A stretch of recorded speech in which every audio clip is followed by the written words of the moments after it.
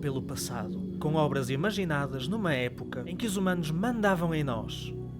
Bem, enquanto existiam, claro.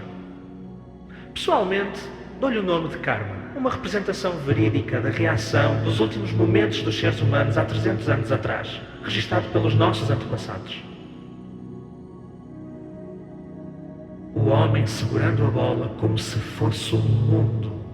Spoiler, não era. Mas pelo menos ele estava a preparar-se para ser uma influência no mundo pré-apocalíptico.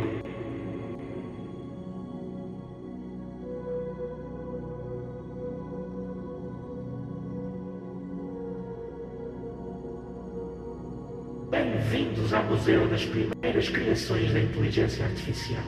Preparem-se para uma viagem virtual pelo passado, com obras imaginadas numa época em que os humanos mandavam em nós. Bem, enquanto existiam, claro.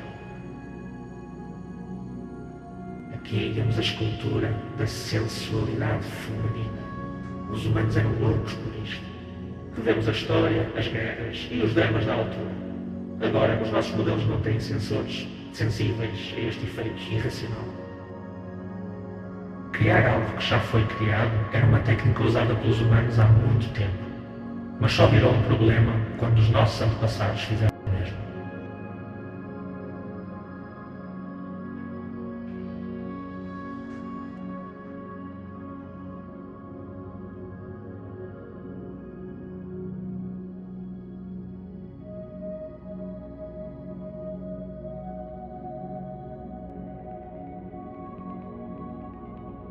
O homem segurando a bola como se fosse o mundo.